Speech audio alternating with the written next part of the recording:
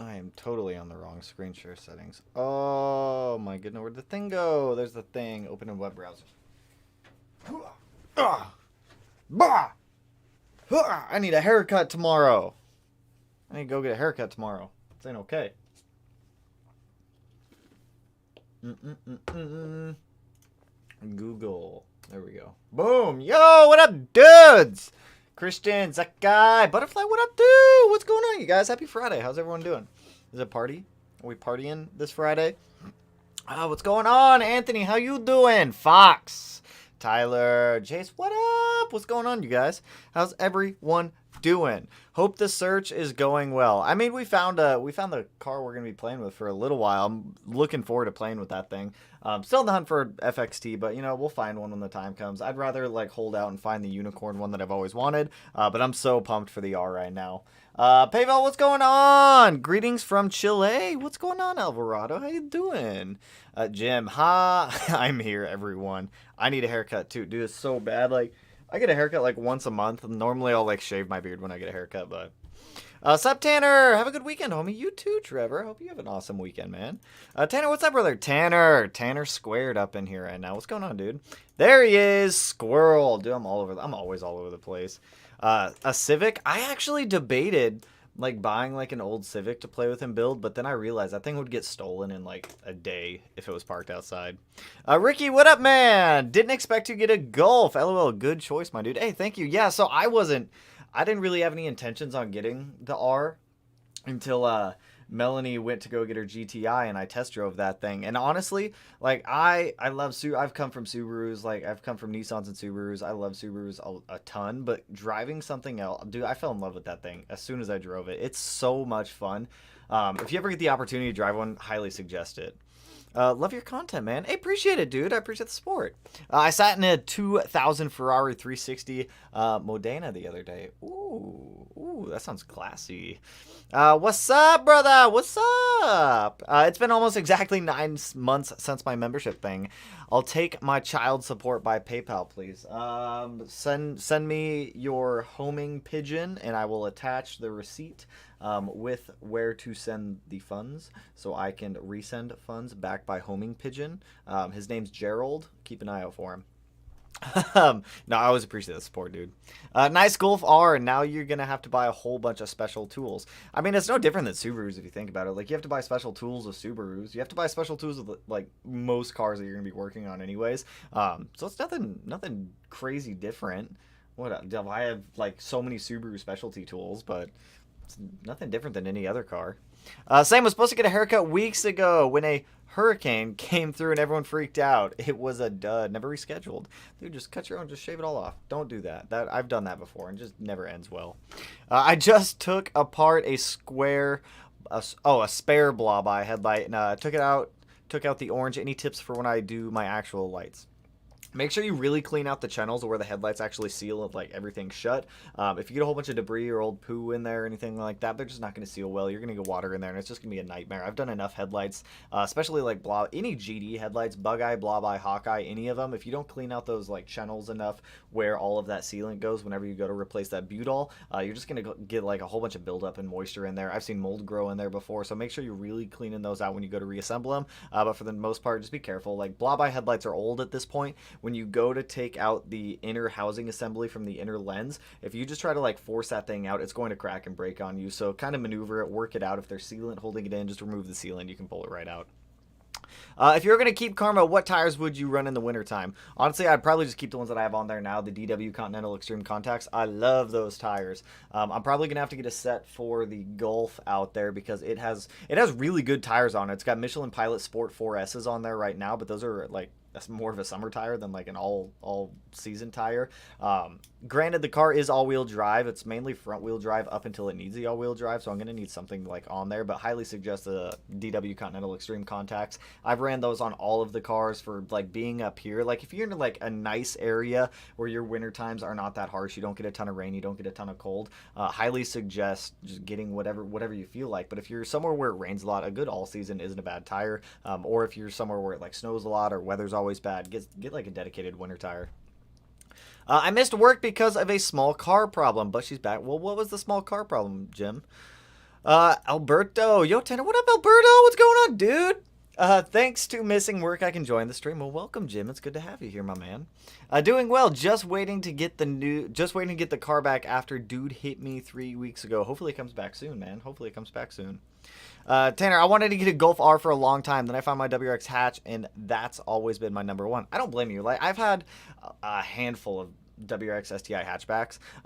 It's really cool to be able to compare and contrast the differences between them, because I know they're like different cars that a lot of people consider when like they go out and they buy. Maybe they haven't had one or the other before, so it's gonna be really cool to get like a full compare and contrast between them both.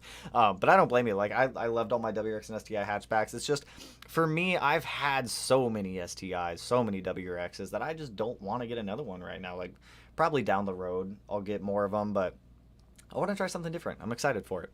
Volkswagen cooling systems are the bane of my existence. Are they that bad? Are they that bad? I mean, I'll find out. I'm about to find out if anything does go wrong. We're going to fix it. I will dissect that car and learn that car from the inside out. Like, we were out there earlier because Melanie has the GTI. I have the R. We had the engine covers off of both of them, and we were comparing the GTI to the R just to see, like, the differences between the engines and everything like that, the setups. Surprisingly, pretty similar. Pretty similar. It's kind of cool. So, like, any, like, R parts that I pull off of mine, we're going to put on her GTI and make it like a GTI R.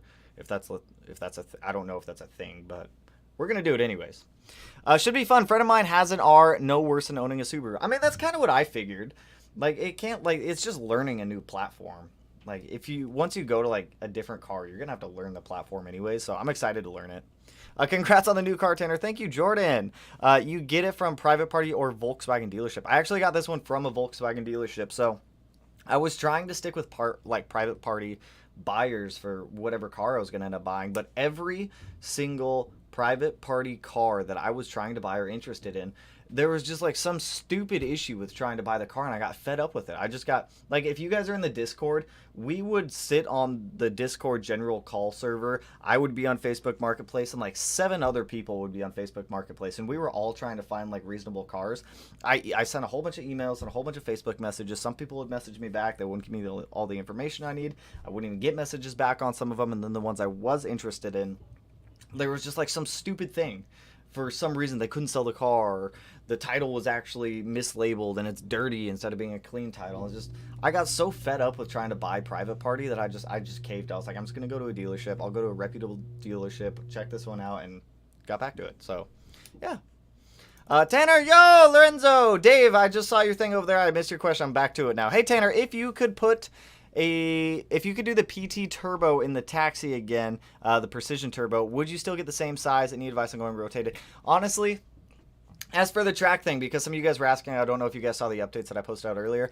We tried to go to the track last weekend. It got rained out on Sunday due to a light mist, so they shut the track down before even opening, so we couldn't even get out there to go run Karma at all.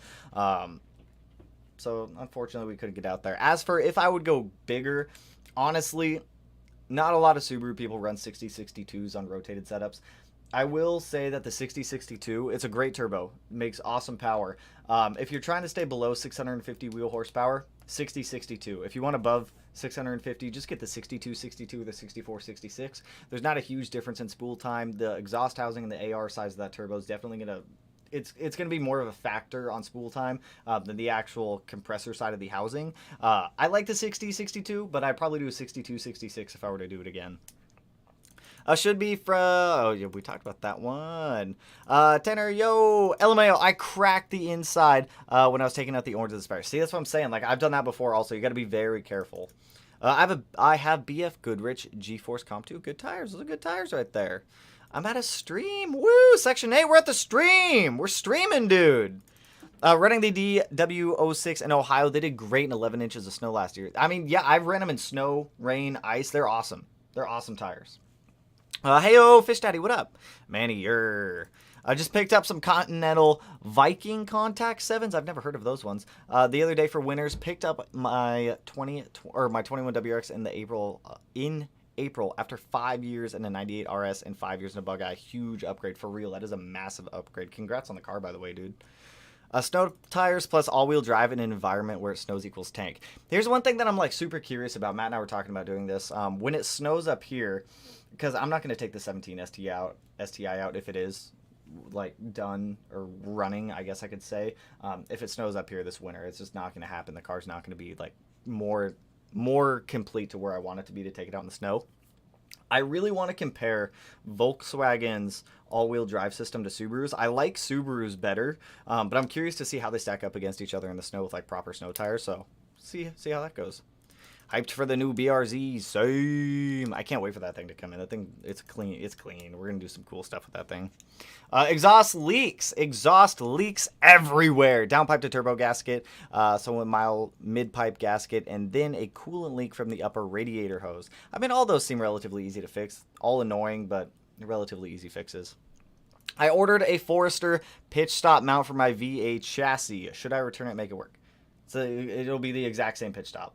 Any Subaru that takes a pitch stop, pretty much going to be 100% exactly the same. Also, Plumber, appreciate the dono. It hasn't popped up in the chat yet, so I have no idea what the message says, but appreciate the dono, dude. When it pops up, we'll go over the message. I have a feeling, it's Henry the Hot Dog. That's what it is. Appreciate the dono, dude. Always appreciate the support, man. Ming198, hi. Hello, my friend. Hey, Tanner, Outfront Motorsports or IAG 2.5 liter short block for hybrid setup?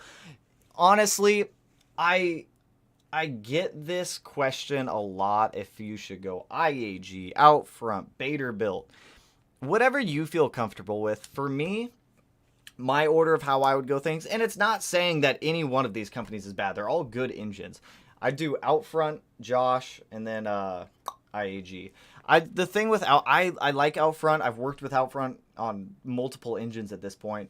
Jeremy is an awesome engine builder. He did a killer job on the EG33. He did a killer job knocking out the case halves for my EJ. 100%. Like, I love Outfront. They do awesome stuff down there, and they'll pretty much do anything you want. Plan on using the stock wheels for winter and picking up NT03s for summer. Still looking into what tire I want to run. I don't blame you. That's funny. You said NT03. I was looking at a set of. I've never seen any I've been looking at a lot of like Golf stuff recently. I do apologize if I'm talking about it too much. But I've been looking at trying to put like NT03s, RPF1s. I know my specific brands. I'm so curious to see how this car is going to come out. Totally understandable. It's always good to jump into a new platform in the original hot hatch. Can't wait to see the series. I'm so pumped for it. I'm here to talk Euros. What up, all-wheel drive? What up, Connor? What's going on, dude? We'll get into it a little bit. Pulsar GTIR is a thing. It is a thing. It's a Nissan. I've seen a handful of GTIRs. If we're talking about the Nissan side of things, they're awesome. They're cool little hatchback cars. They're fun. A couple buddies have them. My tuner down in Portland has one. Chris down at Surgeline, he has one as well. They're awesome cars. Yo, congrats on the new car. Almost pulled the trigger on one before the STI. I've heard that a lot. A lot of people have been going back and forth between the STI and the R. Awesome cars. They're a blast. Wait, I didn't watch the new video. You got a Golf R and she got a GTI? That is right, Christian. Go check out the new video. It doesn't cover her GTI in that video because she was at work when I filmed that one, but that will be coming up. We're going out tonight to do a photo shoot and just get some pictures of both of them. How do I install parts on my car when living in an apartment? I want to save money for a tune, not parts installation. Good question. I used to do this. I used to install all my own parts in my apartment complex. So the way that I would do it, Derek, also appreciate the dono, man. Always appreciate the support, you guys. So the way that I used to do it when I lived in an apartment, I used to just do it in my parking stall up until the apartment complex got really mad at me. Then I just caved and I rented out one of their small one-car garages where you can literally just park a car in it and that's it. It absolutely sucks to do installs in there, but you can make it work. Sometimes you got to do what you got to do to make it work. Or some cities actually have these rent-a-lift kind of things where you can go in there, you can rent shop space. It's not terribly expensive. I think if you're military, they should have them on military installations also, where you go in there, you can rent a lift for $3 an hour or something like that, $3 or $5 an hour. So if you're military, do take advantage of that if you want to be able to work on your own car. If you are not, I know they do have some civilian style ones as well. They're well worth it. We did it for hours. Dude, we did. We literally spent days and hours looking for these cars, which I appreciate the help of everyone who was kicking in the Discord. David, Damo, everyone, Fox, everyone who's in there. Inder. Barack Obama. What's going on, dude? Lady wanted a Vert. I want a Z. Picking up a 350 Roadster Sunday. Excited to play with something that's not a Subaru. I don't blame you. I used to have a 350Z. It was a fun car. I had that thing for 2.5 years or so. It was a blast. absolute blast of a car. The VQs can be a little annoying to work on sometimes, but they're fun. Don't tempt me to trade my STI for an R. I ain't tempting you with anything. I'm just going to share my experience of having the R and kind of go from there. What's up? Hope all is well. Loving the Type R. Thanks, dude. I don't know. Do we can we call the Golf R a Type R? I don't want it to get confused with the Honda and like have I don't know. I'm just gonna call it the R from now on. UV rays for days. Is it worth going rotate if you only have access 91 octane only tenor? Yes, it is. So 91, you're just not going to be able to be as aggressive on the tune. The higher the octane rating you can get, the more aggressive you can get with your tune. So definitely, it's still worth going rotated if you only have access to 91. You just won't be able to be as aggressive with your timing when it comes to tuning. Hell, go full send. I'm all about full send. I love full send. Need to start making videos. You're killing it with building up 2 cars and buying 2 more. Keeping up the work, man. Thanks, Ricky. It's a lot of work, but I love it. I love being able to help people out, like help you guys with your builds, share the builds that we're doing over here, continue growing and expanding.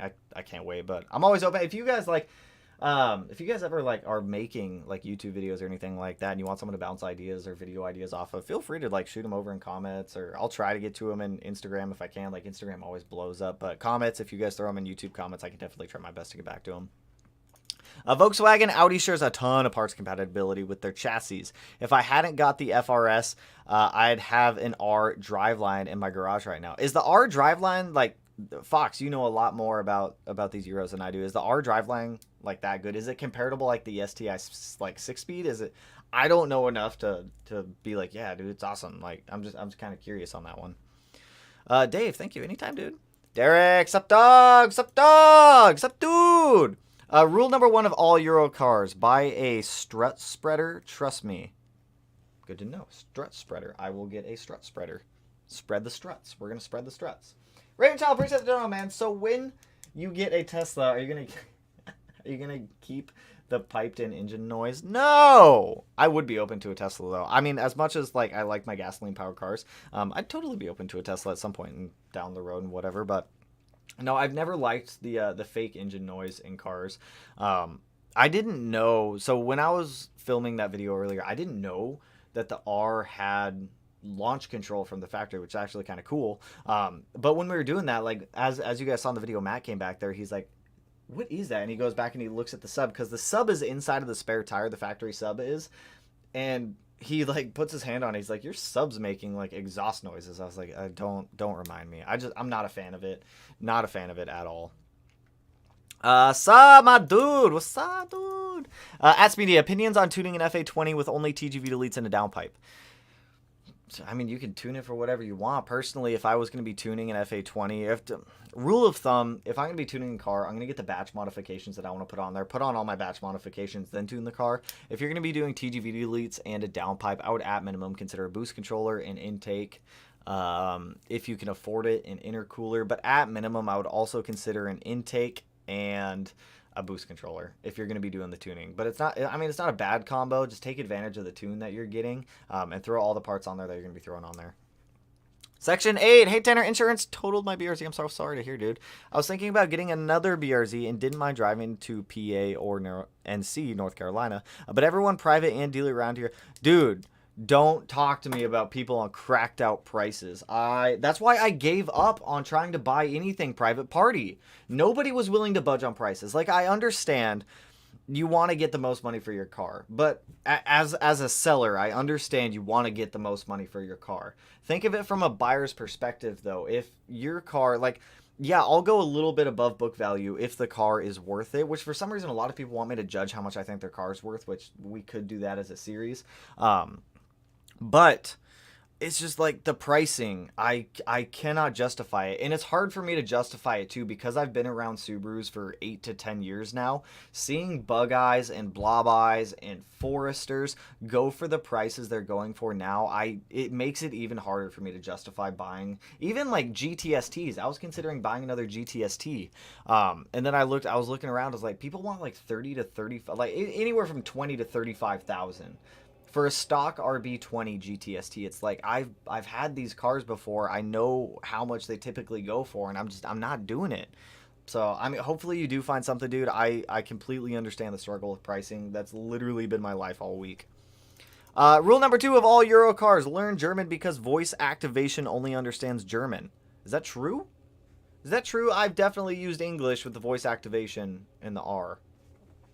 Best interior mods to switch up the 15 plus STI. My favorite ones. If you have a 15 to 17 STI, some of the top interior mods to make it feel a little bit better, in my opinion. Get the 2018 plus center console piece. The piano black one makes the interior look 100 times better. Get it like a shift knob, whatever one you want. Personally, I like the Cobb ones. Steering wheel, if you don't have the Alcantara, the OEM Alcantara steering wheel, highly suggest that one. All of the OEM plus bits or all the OEM plus JDM bits is what I like to do for my interiors. I don't like to go all out quick release steering wheel, fixed back seats, unless it's like a dedicated race car or anything like that. All of the OEM plus stuff is typically what I tend to stay for the 15 plus. Any recommendations for cars looking to get into sub 20K, preferably 15K, so I can play with it? Like, what do you want out of the car? You got to give me a little bit more info on what you want out of the car. Congrats on the new car. What's your opinion on the 2022 Hyundai Elantra N? I was looking at the Veloster N. I felt like it wasn't really for me when I was looking at it. Cool cars. I just don't know enough about them to justify trying to get into one or playing with one. I've never had a Hyundai. I don't know a ton about them, or Hyundai, however you want to pronounce it. I just don't know enough about them to be able to say, hey, yeah, totally worth it or not worth it. It's only what I've seen online, which can be totally skewed one way or another. I love Outfront. Outfront's awesome. I love Outfront. Jose, hey Tanner, if Matt is looking for an ASIN TKF004, that's not a bad price. $316 delivered. I actually gave him Karma's old timing belt kit, the ASIN one that I had, just because it only had like 4,000 miles on it or something like that. So he has one for mittens, but good to know if we do need another one. My Outfront engine kicks ass. See, that's what I'm saying. So, same with mine. Kicks ass. Makes a lot of power. Makes all the power, actually. Where did I just go? My chat just on. There it is. Hi, Tanner. Much love from Saudi Arabia. Good luck with the Boxer 6. Thank you, my dude. We should be getting that car back this weekend. I'm waiting for Fuse Fabrication to let me know when I can schedule the tow. He said it should be done this weekend, ready for pickup. I'm probably guessing it's going to be a day or two, plus or minus a day or so on that. But getting ready to schedule the tow to bring that car back up here so that way we can keep going on the EG. I've got a whole batch of parts sitting in the back of the garage right now. Got a wire in that hall tech. Oh, there's so much. Stresses me out, but I'm excited for it. Jason, sup. What's going on, dude? Congratulations on buying the new car. Did you debate on buying a Supra? I actually did debate on buying a Supra. It was more out of the price range than what I wanted to spend. The R really wasn't as expensive as people might think it was. I think out the door I got the thing for like $25, which isn't terrible. I put money down on everything, so it's not nearly as bad. But it's not as bad. Like, I got one at like the lower end of the spectrum for market value on them right now, like 60,000 miles, clean title, 2016 Golf R. They just had it for a while. They wanted to move it, I think. So snagged it, got it out of there. Big fan. I learned a lot from you, man. I have a tuned WRX making 400 plus. Very nice. That's a fun car to play with right there. I'm about it. Can confirm one car garage sucks for working. I can also confirm I have done that as well. It sucks having such a small space to work in, but it's definitely doable. How ironic. I'm currently driving a German car, BMW, and on my way to Washington, D.C. Ooh, what's in Washington, D.C. that you're going to do? Anything fun, exciting over there? Hey, congrats on the new car. Hey, thank you. Any recommendations for a rear lower control arm? Been thinking white line, not white line, SPC.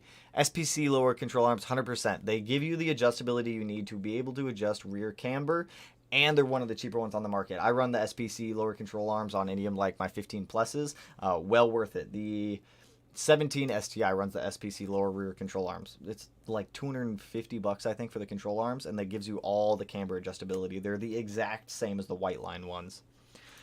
Finland 6, what up, Media? At just over 700 miles on break-in. Last night of work for the week. Thank God. Hey, almost done with that break-in. 1,000 miles.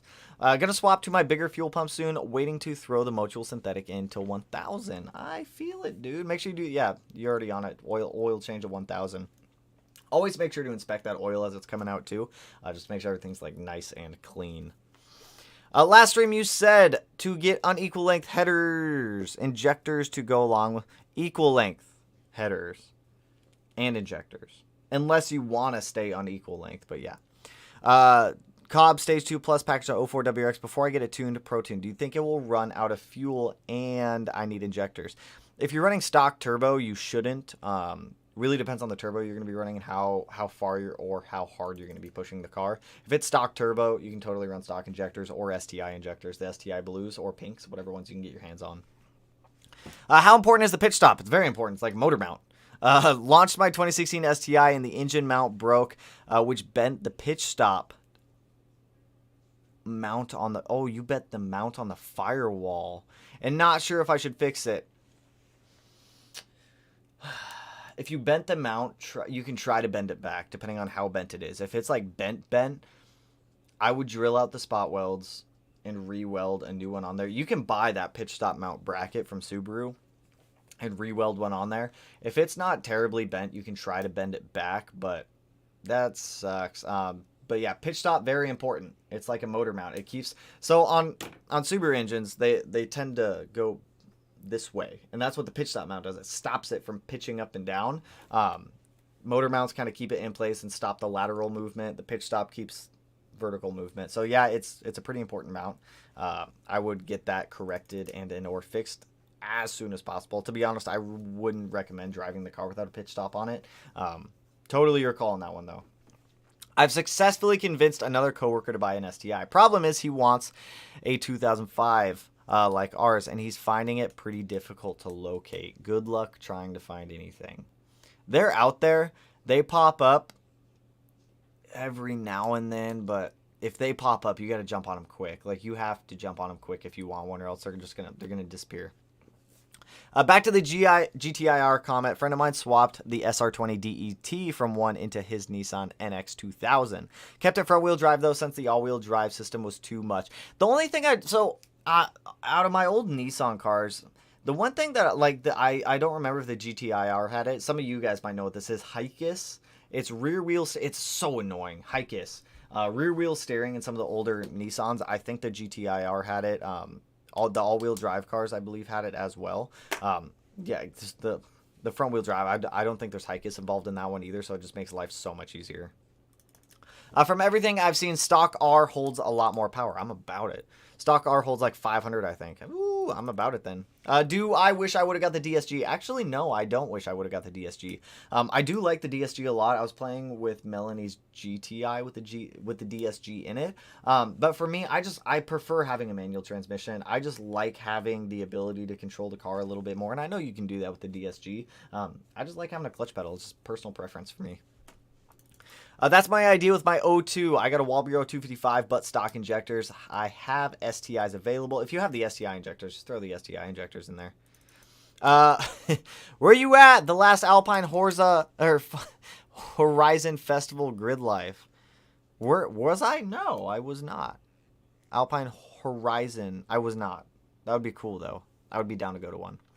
Soon I'm going to be driving 2 hours away to get tuned on an FBO external wastegate setup. Everyone wished me like, it won't be that bad. If I can drive the 05 STI with its craziness, I promise you'll be totally good. Doing TGV deletes, can I go without a tune? No. Yes. No. Yes and no kind of thing. Your cold starts are going to be a lot more rough because the tune on the car is going to expect the TGVs to be there and the butterfly valves to actuate when it's warming up. After it's warmed up, the TGV deletes shouldn't cause too much of an issue. You are going to have a permanent check engine light on your dashboard unless you get that tuned out. But if you're getting it tuned out, just get the tune. It's going to be throwing a code for TGV deletes. If you really wanted, you could unplug the motors. You could pull the motors out of the old TGVs, or you could keep the old TGVs, tuck them away, keep them plugged in so that way it won't throw a code, but then the car's going to think they're there when they're not there. Then it's going to be trying to actuate the butterfly valve on cold starts. Just get the tune for it. If you can't get the tune for it, it's not worth the headache of doing it. I just got a Pro Tune and don't want to spend another $400. You shouldn't have to spend another $400. If you just got a Pro Tune and you want to add TGV deletes, most tuners can adjust the tunes a little bit to accommodate for some of that stuff. TGV deletes are going to go back to one of those emission things, so I don't know if all tuning shops are going to accompany that and actually adjust the tuning software to accommodate that. But if they do, makes life a lot easier. Not true with USDM models. That's good. See, that's what I'm saying. Oh, Top Gear reference. See, I haven't seen Top Gear in so long. I wish Top Gear was still around. And I know they have whatever the replacement was. I don't even remember what it was. I watched it for a while, but it wasn't the same. It was never the same. The JDM market right now is inflated to the point where it'll probably pop in the near future. It's unsustainable. 100%. That's the whole reason I didn't get another Japanese car. The Japanese car market right now is so hyper inflated with everything that just the prices of everything it's just not worth it. Ravenchild, appreciate the dono, dude. Going to put Forester struts in my '09 STI hatch. Do you suggest SPC or Whiteline for sway bars? I'm pretty sure SPC and Whiteline, all the same parts, just rebranded. Have BC coil, overs, and rear camber. I'd still say SPC. SPC is cheaper, and they're like same for parts. They're honestly, you can't go wrong with SPC. SPC is a slept-on brand. Like, don't sleep on SPC. I would get tuned after TGV deletes, 100%. Yeah, I'm not going to go too far deep down that rabbit hole again. Are Wrx'S good as first cars? On it, I see yes, no, yes, no, yes. Yeah, I'm going to say yes. But with a caveat on that. I think they're good first cars if you're willing to put in the time to fix the problems that they're going to give you. It's not a Toyota Camry. It's not a Corolla. It's not an Accord. It's not anything like that. It's still a WRX. Doesn't matter what year it is. They're going to give you problems here and there. It happens. It's normal. It's natural. As long as you're good going in, taking the time to like diagnose, learn how to repair it, or if you have the funds to have it corrected, 100%. You're going to have a lot more issues with older ones than you are with newer ones. If you need any reference to that, you could go back, watch the entire Karma build series. Like there's things that failed just because they were old at that point. Newer ones, you're going to run into far less and you're probably not going to have any major issues with it. But I would suggest, yeah, I do think WRXs are good as first cars. What happens if I use Peak in my Subaru? Don't do it. You'll get engine corrosion. I've seen it happen before. Stick with OEM Subaru Blue coolant. It's not that expensive for OEM coolant. Get OEM. Don't mix and match coolants. Don't do it. 670 cars. Yes. Tune needed. They're going to... Yeah. TGV stuff again. No, they're not. Get something like Miata or Civic, to be honest. Miata... Are you kidding me? Miata prices are through the roof. They are through the roof. I saw somebody selling a NB Miata. I was considering Miatas also. NB Miata with a blown up engine. Dude wanted 5K. I'm like, get out of here. I'm not. No. Hell no. I think it was NB. Whatever the 99 is. I was like, not happening. Not happening. Even like running Miatas, like old beat running Miatas, people wanted 10K for. I'm like, nah. Get out of here. I can't do it. No. Why? Because first time drivers don't take the care needed. I disagree with that. My first car, I took such good care of. When you get your first car, if it's a car that you genuinely like, it's a car you genuinely want, I found that as your first car, you're going to take care of it a lot better than you are something you don't care about.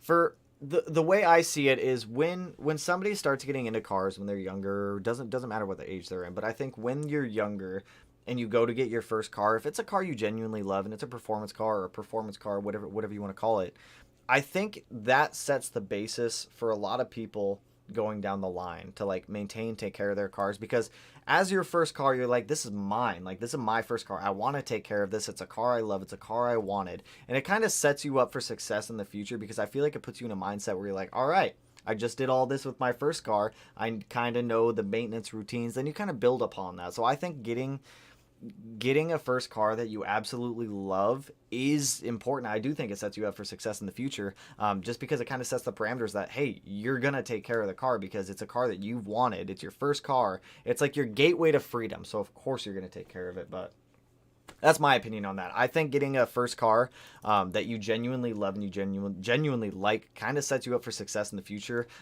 as you start going through like the car enthusiast world even more. Just thoughts with Tanner on that one. WRX is a fine first car, especially the VA WRX. 100%. 100% on that one. Should I sell my bug eye? Part of me wants to, and part of me doesn't. Flip a coin. I get where you're coming from. Like, part of you wants to, you want to like build something else, you want to move on, you want to do something else. The other part of you is like, hey, I really like this car, I don't really want to let go of it. It's hard to make those decisions, but I'm going to say it's your call on that. I can't tell you if you should sell it or continue building it. That one's entirely up to you. I'm currently doing an EG33 swap with a 6266 Gen 2. Ooh, go bigger turbo. It's an EG33. Come on. I'm joking. 6266, good turbo. I was wondering what ECU would be good for a piggyback setup. I wouldn't piggyback that. I would run a full standalone on that. If you're trying to... People, from what I've seen on 6-swap Subarus, people have tried running piggybacks with some success in some aspects. But the stock SVX or EG33 ECU just...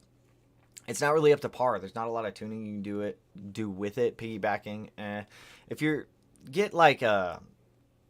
At minimum, like a Haltech Elite 1500. If you're not looking to push the car or do anything crazy, like you don't need to get a Haltech Elite 2500 or a Motec or anything crazy like I got.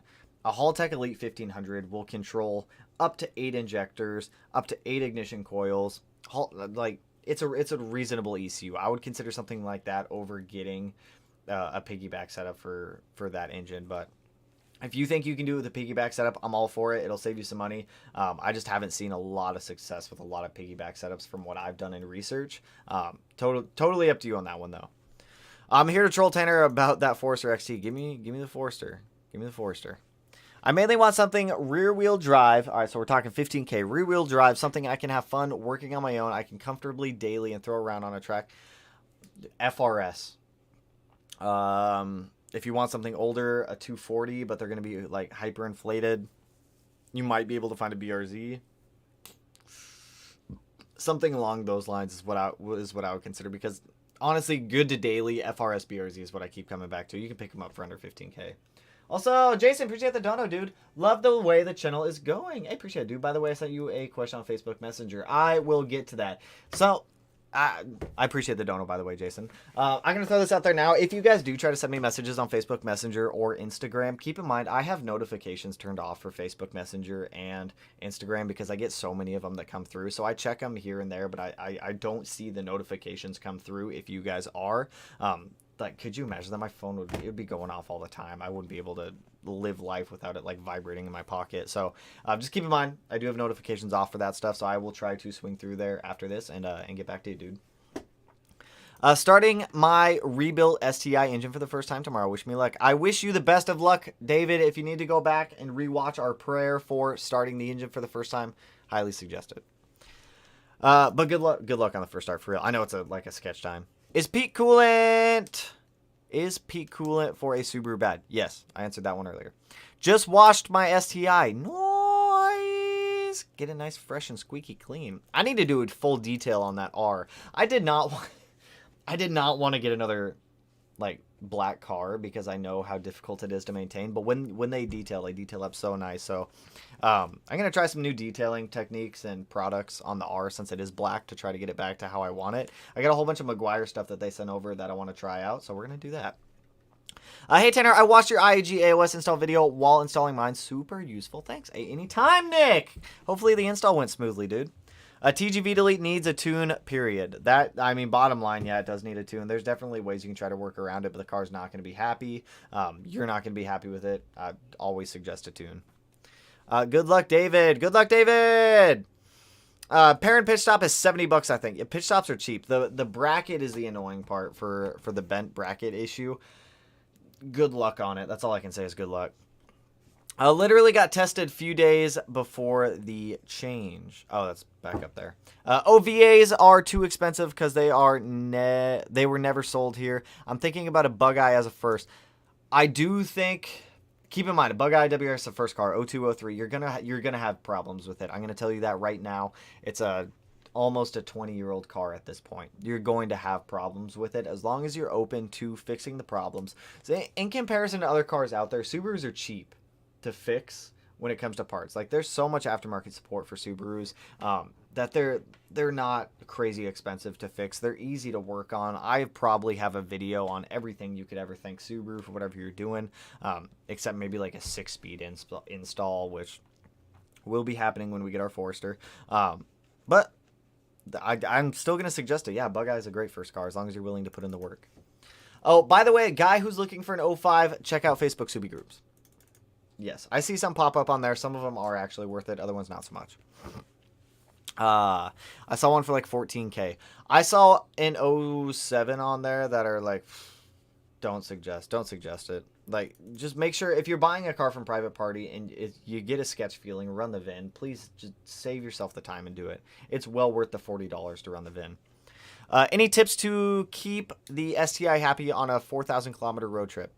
Just have fun with it. Like, it's still a car. Like, I understand people get worried when driving their WRXs and STIs long distance because the people give them a bad rap online. I totally get it. Everyone deletes Hikiss. I see that. Yep, everyone does delete Hikiss. I deleted Hikiss on my old GTST. Everyone gets nervous about driving their WRXs and STIs on long road trips because they get a bad reputation online. And I've tried my damnedest to show that they're not as bad as people make them out to be.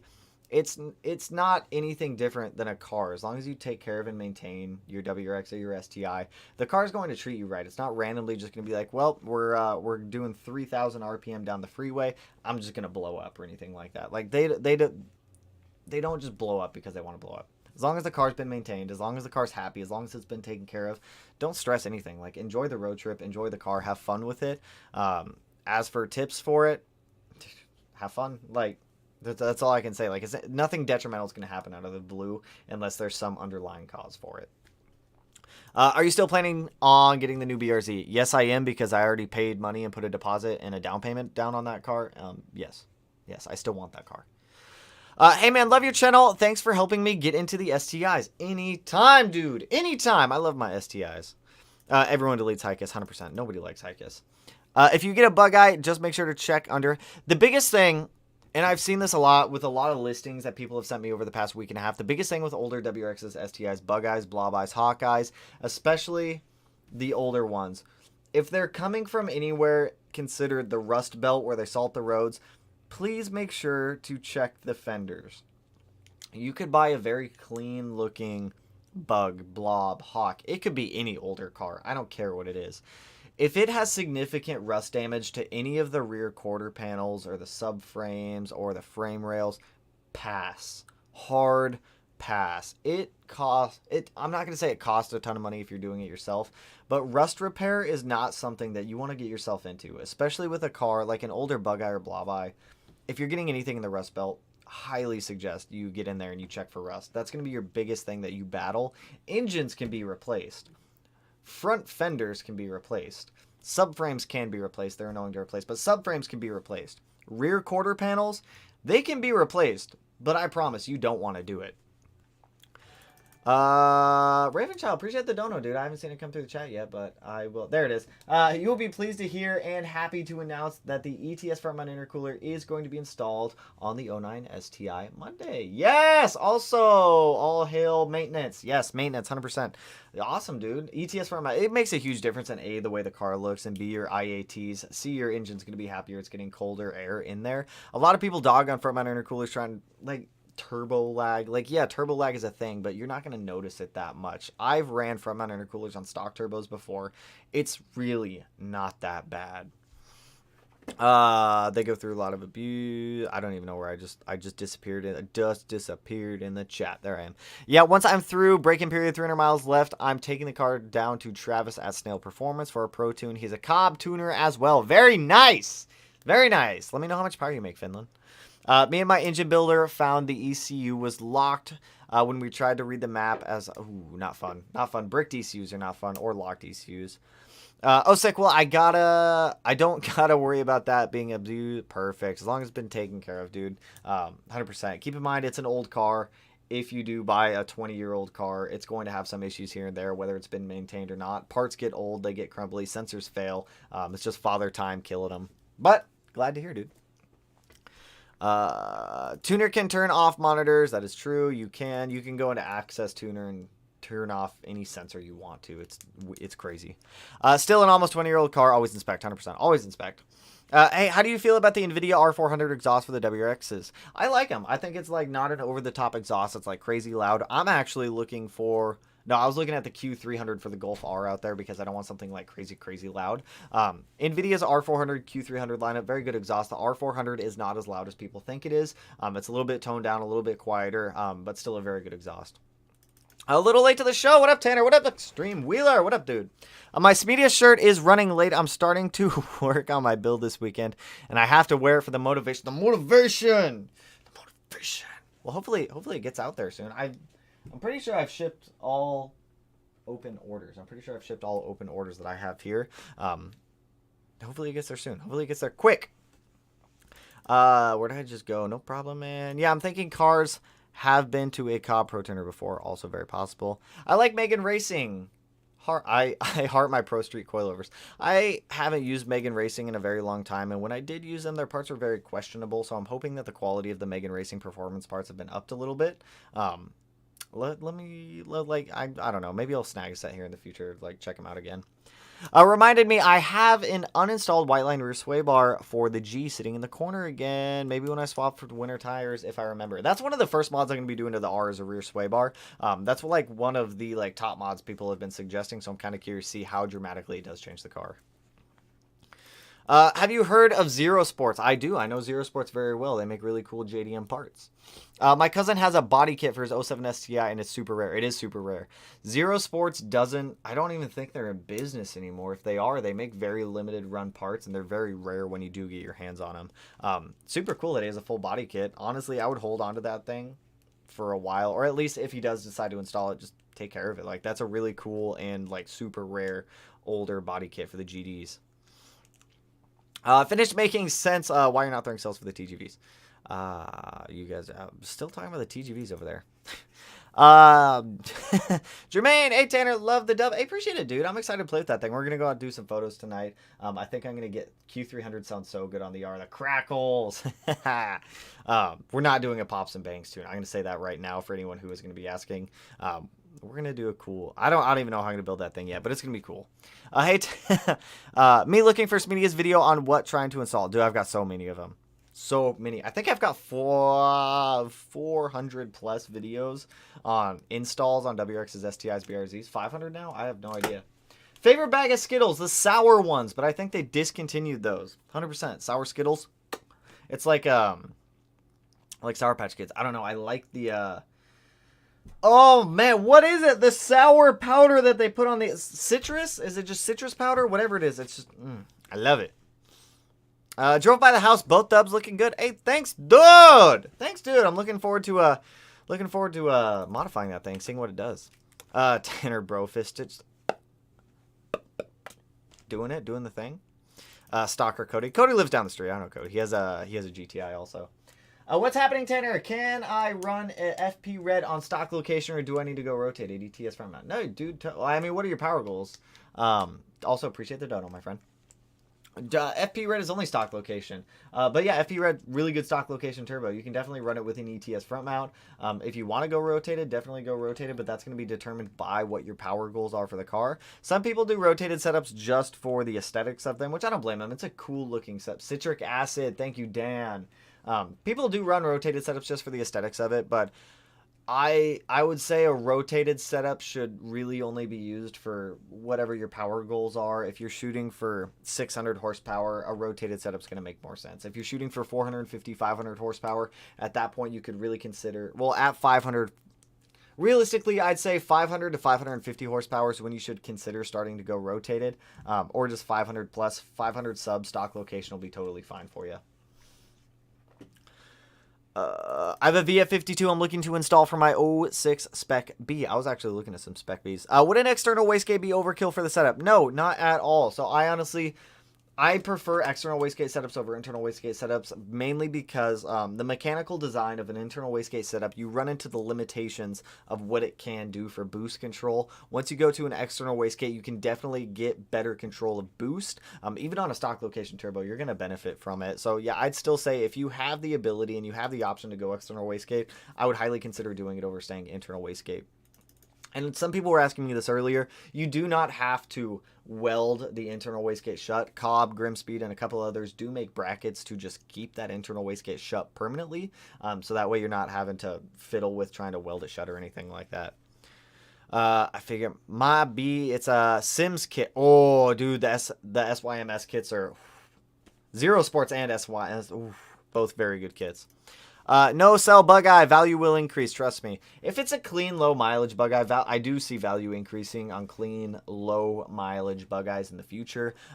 Not the 200,000 plus mile ones. I don't see value going up on those. You should name the live stream Thoughts with Tanner. We could do that. We could do a live stream where it's just random Thoughts with Tanner.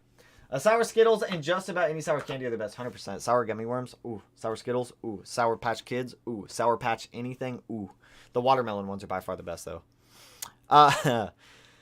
It's bone stock, but I have pretty much repaired everything other than the clutch, but want an STI again. I don't blame you. I don't blame you. Does anyone know what a blinking cell means? Typically, that's going to be a misfire, or the number of blinks will also help indicate a code. I don't remember if it's for a misfire or for if it's the P00 number, but the number of blinks will give you the cell or the code. You can typically Google whatever number of blinks it is, and it'll tell you what it is. Signify cylinder misfire. Yeah. For the EG33, I was referring to a piggyback as in standalone EMS. I don't want to... But it's going into a 2006 STI, by the way. I would still do a full standalone. Honestly, I still wouldn't suggest doing. I know what you meant by a piggyback. Like you're piggybacking off the stock ECU. You're not going to be able to use the STI ECU to be able to piggyback that EG33 off of. You're going to have to be using an EG33 with a piggyback on it, which I've seen very skewed results. I'm still going to suggest doing a Haltech at least 1500. You don't have to go to the extent of doing a 2500, but the 1500 at minimum is what I would suggest.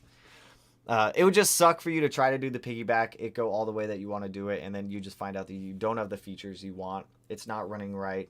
You're not getting good communication. The CAN, there really isn't a CAN system in an 06 STI that you're going to have to try to work around. It's just trying to get the piggyback to communicate well with the stock ECU. You're just going to run into hiccups. I've seen people do it before, and it's either it's very hit or miss. I would run it safe. If you're going to be running a 6266 on that EG33, I would at minimum just do a standalone. Like, it's worth the money in my opinion. I went the FRS route because almost everything else is hyperinflated on the price. I agree. FRSs have always been a little bit cheaper than BRZs too, though. Running the STI ECU for the most other functions. I don't... It's doable. I wouldn't suggest it. I'm still going to suggest a standalone. If no other codes are found, that could be the case. Check plugs, check... Yep, 100%. LMAO, I found your TikTok the other day. Tried to get Grayson to see your build. I really don't think Grayson over at OTL likes me. I really don't think he likes me, and I don't know why. I like them. I like OTL. I know Loy's over there. Loy's a super awesome dude. But for some reason, I just feel like Grayson doesn't like me. I don't know why. I've commented on some of his videos. I've tried, like, starting conversation. Just don't think he likes me for some reason. And if so, it is what it is. Not here to be a people pleaser for everybody in the world. Some people just don't like some people for some reason. What if it's peak? No, just use OEM coolant. 100%. OEM Subaru Blue. Don't use green. Subaru Blue. When I had a blinking cell on my bug eye, it was misfiring pretty bad. One of the spark plugs completely burnt itself out. Oof. Jared, hello, Tanner. Hello, Jared. SC, thank you for confirming. True, I always put about 5K into my bug eye after about billing at 6.5 for it. Yes, bug eyes are nice. I like bug eye. I was trying to find a bug eye, gave up. The 2022 ugly. I'm not a fan of the 2022 styling either. Subies blow up due to the owners being idiots, not the cars being grenades. True, 100%. And if you bought a stock WRX or STI and it blew up on you, I'm not saying you're an idiot. Maybe the previous owner, he probably didn't take care of the car, to be honest. So many WRXs and STIs get used and abused. They get beat on, and then they just get thrown on the market. The prior owner didn't take care of them, and I've seen that happen to too many people where they go out and they buy a used WRX or an STI. Sometimes they don't take the proper precautions. Sometimes they do, and just sometimes the symptoms are hidden, or they just haven't fully awoken yet to grenade itself. But most, like 99% of the time, I see Subarus blow up. It's improper tunes, improper parts. Last owners did not take care of them, sold the car. A car was either built, like half-ass parted out, sold, the tune was kind of pulled, some parts were left on. I've seen them blow up that way. Most of the time, it's not the cars just blowing up to blow up. Like, I have seen maybe 1% of all the ones I've seen blow up just to blow up, and it could have been a factory defect. But for the most part, it's mainly prior owner history, tunes, modifications without tunes, improper tunes, people tuning who think they know what they're doing and they don't know what they're doing, which is me. I don't know how to tune, and I'm going to be learning how to tune, so they don't just blow up to blow up. Dude, I saw a red O3 bug on OfferUp, still mostly stock. Totally fell in love, but he only wants to trade for an E36. I was going to offer him 5,500, but Pops said no. Oof. Oof. What's Hikis? Hikis is rear wheel steering in older Nissans. So they would run, it's kind of like a power steering rack in the back of the car where when you would turn the front wheel slightly, it would also turn the back wheels. It would give you just a better turning radius. I don't think I've met anybody who likes Hikis. Everyone deletes Hikis. Plumber, appreciate the dono, man. Perry the Peach. Perry the Peach. Ravenchild blocked your account for some reason. Bro, I saw a swapped EG33 in a Forester with an ECU and a used dish soap container wedged between the strut tower. He tricked it to think it was in neutral to run his... Hey, if it works, it ain't stupid. That's all I'm saying. If it works, it ain't stupid. The rust on any old GD chassis goes from the inside out, so chances are... That's so true. I've seen them where... for the most part, you don't see a lot of them until it starts bubbling out on the outside of the quarter panel, and at that point, it's too late. Tips on preventing rust: undercoat the car. Get like a winter beater you don't care about if you do live in the Rust Belt. Try to avoid salt. Don't live somewhere where they salt the roads. That's much easier said than done. But the biggest thing I'd say, if it's your daily driver, you are driving in the wintertime, undercoat the car. That'll help keep a lot of the corrosion from going up into the fender wells. If your fender liners are totally beat and they're like ripped open, replace your fender liners also. Like that helps a ton. Try to keep your splash guards on down there to try to keep anything from splashing up in there. But biggest one I'm going to say is undercoat. All my homies hate Hikis. I've never met anyone who likes Hikis. Luke G4 Link 10 ECU V10. There we go. Hey chat, would you guys buy a 100k mile 2013 to 2015, or should I be worried? I've never had a car with that many miles. As long as it's been maintained. My general rule of thumb when it comes to buying high mileage cars is I don't buy anything over 140,000 miles. That's typically my cutoff point is 140k miles. There's definitely certain instances where I will buy cars over 140,000 miles, but it has to be a car that I actually want. It has to be one that I know I'm going to go in there, tear apart, replace things. You have to go into a high mileage car with the mindset that you know things are going to need to replace. You know that it's going to cost a little bit of money to get it back where you need to get it because it's over 100k miles. Like bushings are worn. Just things get worn out over time, especially with that many miles. Made the second stream. Woo, Cody. I use professional undercoat 100%. I don't ever let it see salt. That's another one. That reminds me, again, found my exact G sedan in the junkyard last week. Figured I'd grab a fender and some doors. Went back a few days later for a closer look. Every panel was junk. Sad. I've had that happen before and it sucks.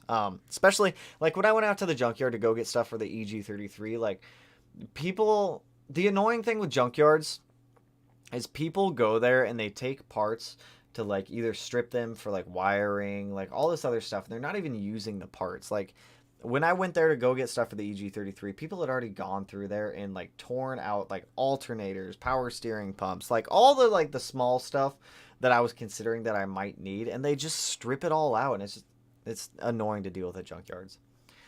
Yo, Finland. I was just an M45 snail ordering seals. And ooh, very nice. Q300 sounds so good on the air. The crackles, I know.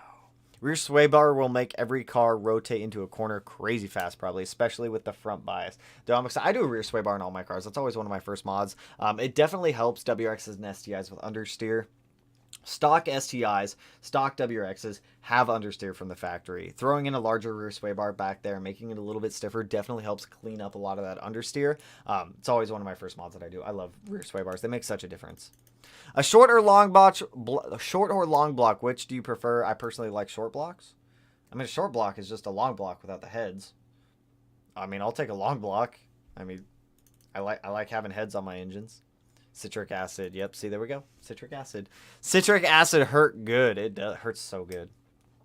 Bro, I changed my oil in my 16 STI. I put 4.5 quarts in, and the dipstick shows it's really overfilled. Should I drain some? So whenever you go to change your oil, if you're doing an oil change, you drain all the old oil out. You put the new filter on and everything like that. Fill it up to whatever factory recommendations are for STIs. I believe it's 4.5 for the factory pan. However... man, the build process is real from basic maintenance to replacing a whole bunch. I feel that. 100%.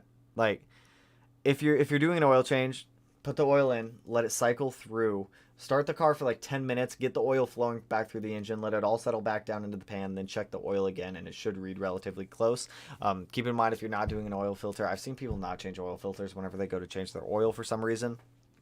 Some oil will be up in there, but you got to let all the oil drain back into the pan after it cycled through the engine a little bit. The OG Sour Skittles hit different to the new Sour Skittles. Ooh, ooh, are we oohing over here now? Melanie, I see you over there with the eyes. Actually, I think it's malic acid. It's something. Sour Skittles and just about any other sour candy is the best. Melanie! She's hiding now. Hiding in the chat. I see it. Go to combo meal at Taco Bell. We went there earlier and I tried their new chicken taco sandwich thing. It's literally just a chicken tender wrapped in a tortilla. It was a letdown. Normally I just get beefy 5 layers. Can't go wrong with it. About to pay off my 21 WRX real soon. Do it, dude. Then start the mods. I just traded my FRS in for WRX. I'm excited to try all-wheel drive in the wintertime. Keep in mind, all-wheel drive, if you don't have the proper tires and you're trying to drive an all-wheel drive car in the snow with summer tires or like all seasons, some all seasons are pretty good. But if you go into like wintertime and snow in an all-wheel drive car with summer tires, you're not going to have a good time. I promise. You're going to be sliding around everywhere. Make sure you have the proper tires, but it should be a blast as long as you have the proper tires. Need an opinion? I have a completely stock red 04 WRX wagon that I'm looking to sell. Only non-stock things are cylinder 4 cooling mod, exidy clutch, body is 8 out of 10, interior is 9.59 or 9.9 out of 10, 50K and rebuilt motor. What should be realistic asking price? How many miles are on the chassis? Like, I don't want to sound like an asshole telling you guys this or like continuing to repeat myself for this for these for sale posts. You might have posted it down here a little bit more and I just haven't gotten to it. Chassis mileage plays a bigger factor for most people than engine mileage. Like, yeah, it's cool if it's like a stock replacement engine. It's got 50K miles on the stock engine. That's totally awesome. But you can't gauge how much a car is worth unless you have the chassis mileage. Like, I could say the car's worth $1,000. I could say it's worth $5,000. Realistically, it depends on how many miles are on the chassis and the title status of the car. Modifications can't really justify price increases with some exceptions. If it's a fully built car, like I've seen on Marketplace, some fully built like turnkey race car style things, or a fully built car, that will affect mileage because that will affect price because you're not buying a stock-ish WRX to go daily drive, to go modify. You're buying a car that's already built, that's already a turnkey car ready to go. For things like this, you have to have chassis mileage. 190K miles on the chassis, but you never tell. Even if I look at the odometer, I'm going to tell. That's the thing. Like, that's the thing that's been like annoying me so much on Marketplace is people are putting like 50K miles on their builds when it's 200,000 miles on the chassis. Chassis mileage plays a bigger role than engine mileage. For me, for something like that, I personally, if body is 8 out of 10, interior is 9 out of 10, 50K miles on rebuilt motor, 190K miles. But you see barely any rust. Where is the rust, though? Is the rust inside of the rear quarter panels? Because that's also going to affect price. Like, rear quarter panel rust repair is not worth the money that people are willing to put into it. Realistically, just kind of off that. And I don't want to sound like I'm like trying to completely demolish your car. It's the entire car market right now doing this. I would realistically probably price it at like $6,500, $7,000, like max, like top end, and that's with you having receipts for absolutely everything. But I'm not going to dig too much into it. So many people have asked me to like judge how much their cars are worth, and I know it's just going to make a whole bunch of people upset if I try to like realistically if I tell them what I would pay for their car for something like that, assuming there's no rust or any like major rust in it, I wouldn't do it. But like, I don't know, 5,000, 6,500, 7,000 on a good day if you have like a couple offers going in there. I have an external wastegate on my 06 STI, but it does not flutter. Why? That really depends on how you have the external wastegate set up, what boost controller you're using. I have no flutter on mine either. I run my external wastegate routing from my boost controller with both of the vacuum ports. So I use the top port and the bottom port. Typically, if you have the top port venting to the atmosphere, you're going to get a little bit of flutter with it. If you have the top port actually venting back to the boost controller and you have it teed off and everything like that, you're not really going to get much flutter. If you want the flutter, you can typically change how the external wastegate is set up, but I don't know how that's going to affect your tune because I've never tried to do that before. My oil pressure is way too high. It's breaking through every seal. The oil is good and not overfilled. What could it be? What grade oil are you using? Because oil grade definitely plays a factor in oil pressure. Bearing clearances play a factor in oil pressure. Is it a stock engine? Is it a rebuilt motor? There's a lot that affects oil pressure. Clean quarters, rust is surface free, subframe controller, nothing crazy, still 90% coated black. I mean, in an instant like that, I wouldn't sweat rust too much. When like a couple of, the only reason I'm harping on the rust thing is there were a couple people I was talking to on Facebook Marketplace about trying to buy their car. They were telling me, hey, minor rust. I'm like, okay, cool. Where's the rust at? And they'd be like, oh, there's a little bit of like surface rust on the frame rail. There's a little bit of surface rust on the subframes, things like that. And then they'd be like, oh, there's also rust inside of the quarter panels. I'm like, sorry, I'm not interested anymore. Like rear quarter panel rust repair is not a fun thing. It's not an enjoyable thing to do. And it's just like, I'm getting too deep down the rabbit hole of rust now. Give him a chance. Chat is first to come, first serve. Yeah, I mean, chat, as we go through the chat, everything kind of like falls in there, like in order. 2021 or 2022 Wrx can pick up the 2021 in 4 days. Honestly, I'd say 2021. You get whatever one you want. There's not enough changes between the 21. Oh no, 2022 is brand new one. That's right. It's a hard question. I'm not going to tell you to buy either one. I'm going to say, personally, if it were me, I'd get the 21 over the 2022 because I don't know the problems the 2022 is going to have. Looking at Subaru's history, there's always problems whenever they release a new engine, new chassis, new things like that within the first year. Yeah, for the most part, they're going to do recalls. They're going to do TSBs for them. But it's always a headache. I'd say if you genuinely want the new WRX when it comes out, give it 6 months. Wait 6 months for him to work out the problems. Most of the product testing that happens whenever new cars come out is always in the first year of consumer usage. And then they get the feedback from that. They make those changes to the following year of it. Wait 6 months to a year. If you really do want the new WRX when it comes out, I would not suggest buying the first model that comes out. Less than MSRP, taking a trade next month for... I don't know what that one's in reference to. What's up? Never caught a live before. Welcome, Keith. What's going on, dude? Yo, what's up, Tanner? It's been a long time. Been on deployment, but I'm glad to be back apart. Hey, welcome back. Welcome back, Magic. Hopefully your deployment went smoothly and everything went well. Wait, for the coolant question, it says on almost all coolant, the Asian blue is only for 08 plus Subarus. What is this Asian blue coolant that you guys are referring to? Is this like an off-brand coolant from Subaru? Just use OEM Subaru blue. You can, all right, so typically if we're talking OEM Subaru coolant, you can use Subaru blue in a car that takes Subaru green. If you are using, you just can't put Subaru green in a car that uses Subaru blue. So it's backwards compatible, not forwards compatible for coolant, if that makes sense. You can do blue in any, you can't do green in blue. Easy way to look at it. Bro, I saw a swap to EG. Okay, yeah, we talked about that one. If it works, it works. I've been wondering for a while, only been watching you for about a month-ish, but do you buy your cars outright or do you find it? Honestly, it depends. So, like with the R that I just bought, I put about, what was that, a little over 10,000 down on the car, and then I'm financing the rest. Some cars I buy outright, other cars I finance. I'm just like you guys. I don't have massive amounts of cash to be throwing at cars. Yes, you can go to dealer. I've tried doing dealer auctions or auctions, and every single time, whenever I try to go on Copart or any other auction site, I always hit like a bid limit, and they won't let me bid past a bid limit without like stupid licenses or anything like that. So just like you guys, like I put cash down on my cars, but I do finance. For the most part, I do buy some cars outright, but for things like that, normally I just do like a large down payment, get the payment super cheap, and then go from there. It's not always the smartest idea to finance a car and then build it, but I mean, I've always done it. Live and learn. I've never had a major issue with it. I'm from a completely different country, so not sure how things like that work where you live. Yeah, I mean, it's a totally fair question. I'm honest. I'm upfront with you guys. I don't like to lie. I feel like I'm pretty transparent about that stuff.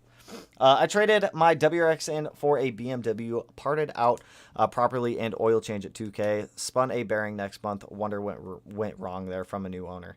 I mean, like I said, sometimes it does just happen.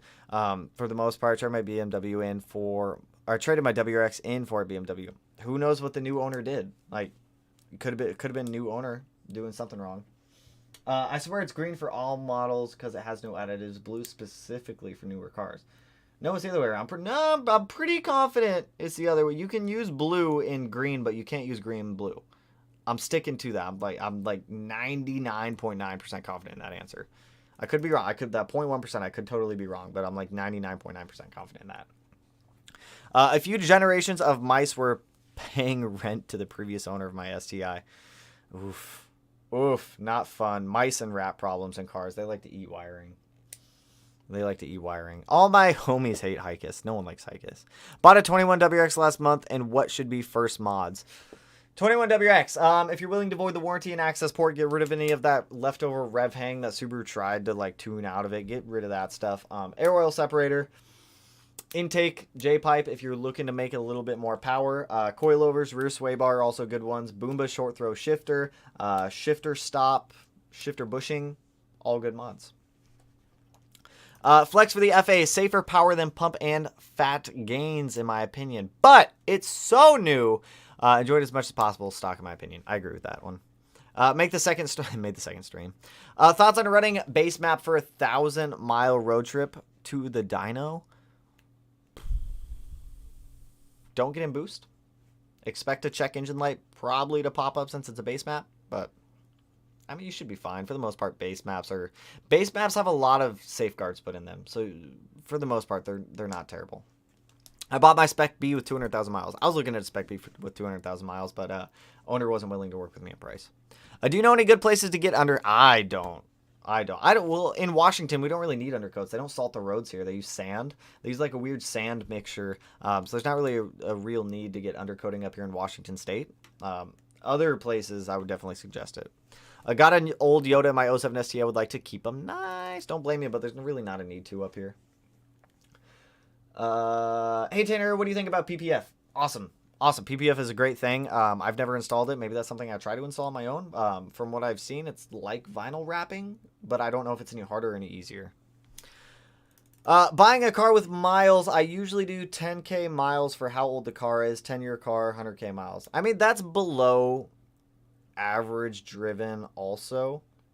It's also below average driven because what is the yearly average? Like 14K miles or something like that people drive.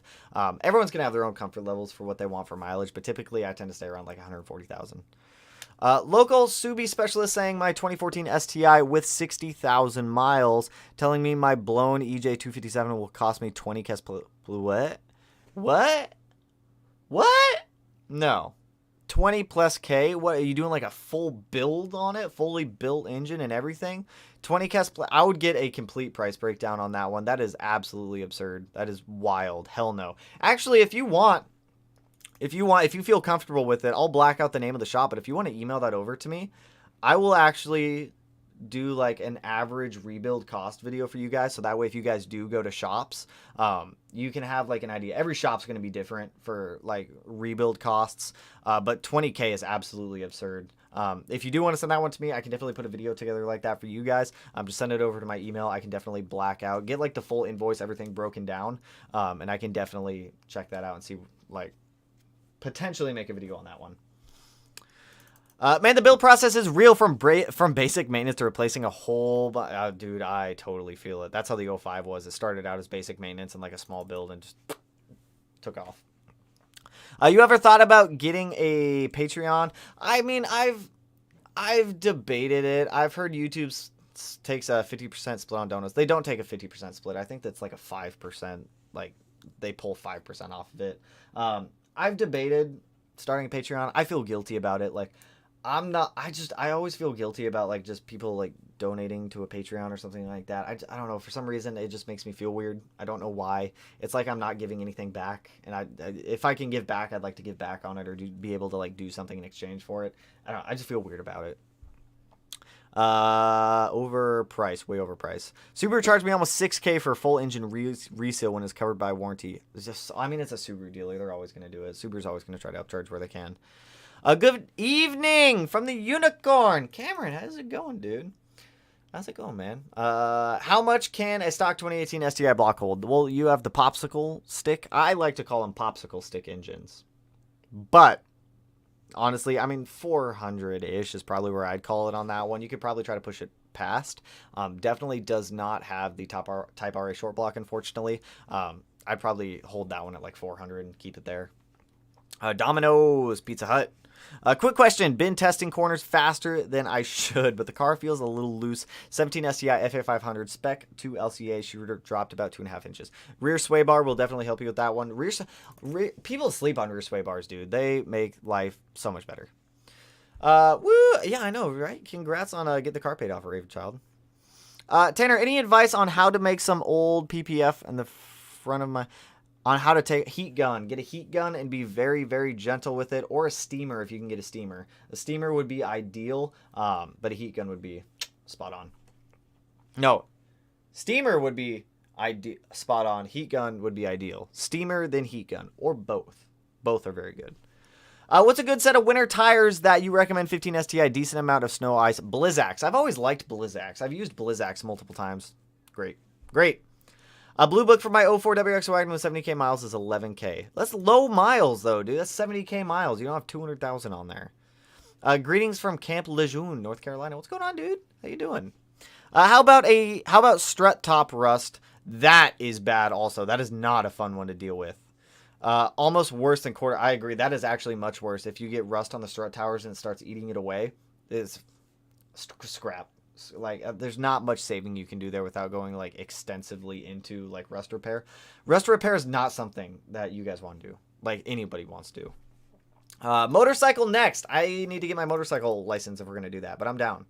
I'd probably start out with, like, a Honda Ruckus, to be honest. Like, a super underpowered bike. Road stress is road stress. There's a lot more that typically needs done to a chassis at 200k miles and 50k. That is so true. We're still talking about this coolant stuff down here. Best winter tires equal... I'm not even going to try to pronounce that. Look it up, yo. Christian, I'll look it up after this, my dude. I'll look it up after this. I'm still pretty confident in my OEM one, though. I will look it up. I promise I will look it up. If you're right, you are right, but I'm fairly confident. Does your fabricator make rotated up pipes and down pipes for hatchet? No, he doesn't, so... We pulled those off the website for the time being until Fuse can get caught up, or until he can have a little bit more time or a little bit more freedom to do the rotated setups. But we have everything set up to be able to do it. He just doesn't have the time, unfortunately, right now. He got, like, stupid busy out of nowhere. They might as well be using acid on the winter roads. Dude, that's so bad. That's not fun. That's not fun. Dude, I'm starting to get, like, caught up on comments. Look at me go. 14K per year would be nice. My commute is 500 miles a week just to work and back. Jeez, that's a lot of miles. Blew my EJ25 and rebuild is 20K for me also. Where are you guys going for these rebuilds for 20K?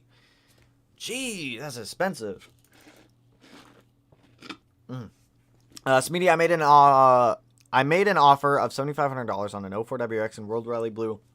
Excellent condition, other than some damage to the bumper. Tomei 18G, 1050X injectors, fuel pump dyno tuned, 270 wheel horsepower, 171,000 miles. Not terrible. Title status is clean. 04 WRX, 171,000 miles. It's not a terrible price. That's actually not bad at all. I've seen higher mileage ones be asked for more in worse condition, so that's really not bad. Geez, that's not... Thanks, Tanner. Anytime. You think your Subaru dealer is scamming? My Subaru dealer, it's located, got sued by Subaru of America because they were doing some sketchy... Ooh. Woo! Sheesh! That's... Nope. If you get sued by Subaru of America, that's something wrong. Also, Raven Child! Welcome to the membership program, my dude. Welcome, my man. I appreciate the support. Always appreciate it, dude. You are giving back really good content. I appreciate it, DW Colorado. I don't know. There's something about Patreon that just makes me feel weird about it. Like I'm not earning it or something like that. It's just, I don't know. I feel weird about it. I just don't like it. Hi, Smedia. Greetings from Malaysia. What's going on? How you doing, dude? I got the 04 STI last weekend, so I'm so happy with it. Congrats on the blob, dude. Congrats. I love my blob. It'll be a sad day to see it go, but it'll be going to a good home. Don't feel guilty. Just give some incentives for the Patreons. Max out at $10 or something. Maybe do some podcasts. Honestly, I mean, yeah. Oh, I broke my pen. Damn it. I liked that pen. I mean, we definitely could do that. I don't know. I'll look more into it. If you guys aren't in the Discord, you guys should come kick it in the Discord. I've been, like, hanging out in the Discord, like, chat, like, hanging out, looking online. We've been playing. I don't remember the... David, if you're in here, you'll know the name of the game. It's, like, Geo Tracker. I don't know. Google Earth drops you somewhere in the world, and then, like, there's a... David, what is the name of the game? What is the name of the Google Earth game we've been playing? It's weird. It, like, drops you somewhere, and then you have to, like, look around to figure out where you're at, and it's a fun game. Like, we've been playing it the past... Well, I played it last night for the first time. They've been playing it a couple nights. 2015 STI pitch stop mount and brace, your take. Also, what's up, dude? Love the Golf R. Congrats. Hey, thanks, man. Pitch stop mount and brace. What's your take? If you have a 2015 to 20... Early model 2017 WRX or STI, I highly recommend the pitch stop brace, as the pitch stop welds do tend to crack. The pitch stop itself, I highly suggest doing. Also, Lamb, appreciate the donut, dude. Super Appeal Up quoted me almost 18K in just parts for my 18K. They wanted 18K for that. 18K. Also, I got that crank sprocket today, dude. Came in a little bit late, but I did end up getting it. I don't know if Brian showed. I needed this crank sprocket that I had in the garage to finish this build. And when I got my welder, I forgot that I went super weld happy in the garage, and I just started welding things to things. So I welded a crank bolt to the crank sprocket I needed. If you get a welder, don't go weld happy like we did. Don't do that. Don't do that. Why not build the SRT sitting outside the house? Because the SRT is not mine, it's Matt's. And I have little to no interest to build that SRT. It doesn't need a lot, but it's just... any experience with rear-wheel drive Subarus? I've driven a couple rear-wheel drive swapped STIs. They're fun, but I do think that it takes a little bit... It takes a little bit of the driving characteristics away from the car, and I really do like the all-wheel drive setup in them. They're fun, just not my cup of tea. Dude, did Brian send you that picture, Lamb? I don't know if he did or not. Actually, I have it on my phone. I went way too weld happy. I had this crank sprocket sitting in the garage. I got a replacement one. It was whatever. They're cheap. I got way too excited. Oh, dude, brightness. There it is. I did it intentionally, but I welded this bolt onto the crank sprocket. Oops. Okay, y'all, like the rear sways, makes sense, but any opinions of both front and rear sway bar? I don't like... you can do a front sway bar, but then you start to get back into the realm of... You're getting back to the understeer aspect of things. Because you're putting a bigger rear sway bar in there to offset the front sway bar. If you put a bigger rear sway bar in there and then you put a bigger front sway bar in there, you're kind of back to square one unless you're adjusting the stiffness, which you can definitely do. Or you could go down the line of doing like a motorsports alignment to set the car up how you want, but then that goes like super in depth with getting things set up. You need some special equipment to be able to do that stuff. It's just normally for daily drivers, I suggest leaving the front sway bar alone and just doing the rear. Subdued is an AOS oil pickup recommended for a stock 21 STI. Could either void the warranty. The oil pickup, in theory, shouldn't. I don't see it. I don't see the oil pickup voiding warranty. I don't see how they could attribute that back to any type of failure. The AOS, they will definitely flag that. Some dealers are okay with it. Other dealers, not so much. But also being said, they no longer sell the combo with their external wastegate. Sucks. A Honda Wrx'S is not a bike. How dare you? I need something to practice on, like to learn. Like I've ridden dirt bikes, but I don't want to say I get reckless on two-wheeled vehicles, but I get ballsy on two-wheeled vehicles, and I should probably start out with something a little slower.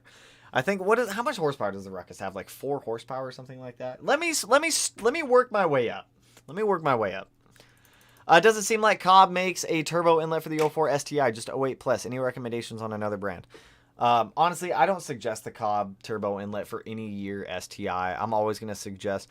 I've never been a huge fan of Perrin's parts, but I will say that their turbo inlet is probably the go-to turbo inlet for any on the market if you're doing a 2.4 inch setup or a 3 inch setup. If you're doing a 3.4 or 3.3 inch setup like the FP Blacks, then get the FP turbo inlet. But for the most part, the Perrin turbo inlets are probably the best ones out on the market. That's one of their products that I will support. It's a good turbo inlet. Have you ever done or thought about doing a video for us plebs on how you buy sell all of your car parts? I mean, I can if you guys want that. I've debated it. I never really thought that would be a video that people would be interested in. But if it is, I can definitely do it. Homie was right. No, Kia winter tires are supreme. Good luck finding some, though. I'm going to have to look into them. I've never heard of those before. Actually, Tanner, I got a 2019 Wrx'S with 350 miles. I bought brand new, upgraded, since you don't need a bike endorsement to ride if you want to take it off my hands. We need a bike endorsement. What are you talking about? For anything over, I want to say it's like 49 cc's or something like that, we need a bike endorsement. I was looking into it because I was definitely debating on going and getting one. Micro Motorsports in Tampa. Interesting. By upgrade, I mean I bought a different bike. I mean, that's kind of what I figured. Welcome to the members club. Welcome. Do I scrape in the 05? Nope. Surprisingly enough, I do not scrape in the 05. Super America don't play. They do not play. David coming in here policing people up about those likes. Thanks for the content. Hey, anytime. Thanks for the support. Pen breaking is worst feeling ever if you use pens a lot. I mean, I use pens a lot. Like, it's just a clip. It's not the end of the pen. I just joined. I joined last night and backed out. I saw Riker. I saw you join in there, and then you left right after when we were playing the. I think we were playing the Google game when you jumped in there. I'm in Pensacola, Florida at the moment, and I drove by a dealership that had an Evo 9. I'm going to check the prices out tomorrow. Be careful. I've seen. I'm still monitoring Evo 9 stuff because I'm always interested in the Evo 9. But big thing, there's one dealership in Pensacola that I've seen that's had a couple Evo 9s in stock, and they've had them for like a year plus. If you do go down there, make sure you're like thoroughly checking out those cars. Thoroughly. Real men don't use front sway bars. Tanner, do you trade stocks? I don't play with stocks. I play with crypto a little bit, but I don't really play with stocks. It's not like I'm too impatient for stocks. It's Ender, by the way. Why is your YouTube 1-800 hotline 1-800 hotline tied? This is so confusing. It's so confusing. Are there any lives for members? I mean, normally in the Discord, we just kind of we hop in there, jump in. I hop in the members chat in Discord every now and then. I hop in the general chat every now and then. I've debated doing like live sessions like this for members only, but I feel like we haven't had enough. Like I feel like I'm still able to manage the live streams right now, which works out. But in the Discord, normally, yeah, I jump in there. I'm in the members chat all the time. Members get like exclusive information. Like members knew about the golf stuff before. I think you guys knew like 2 days ago or something like that. Oh yeah, why not build the SRT4? Like I said, that's Matt's. I finally got the 2020 CWP STI. Great color choice, by the way. Sent you some photos on Insta DM. Got a warranty still, so only going to take it. I don't blame you. I don't blame you. Don't blame you. But we've been going for about an hour and a half, you guys. I have to jump off of here because we are going out to take some photos tonight. If I did not get to your comment or your questions tonight, I do apologize. But I'm excited to start playing with this Golf R that we got. I'm already starting to look into modifications for it. I want to learn the car a little bit, drive it a little bit more, and get used to it a little bit more. So we're going to have some... I'm going to go do a spirited drive in the Golf R in the next day or so up in the mountains because I want to see just how comparable the Golf R is to the STI, because some people compare them as competitors. I don't know. I like both cars for very different reasons.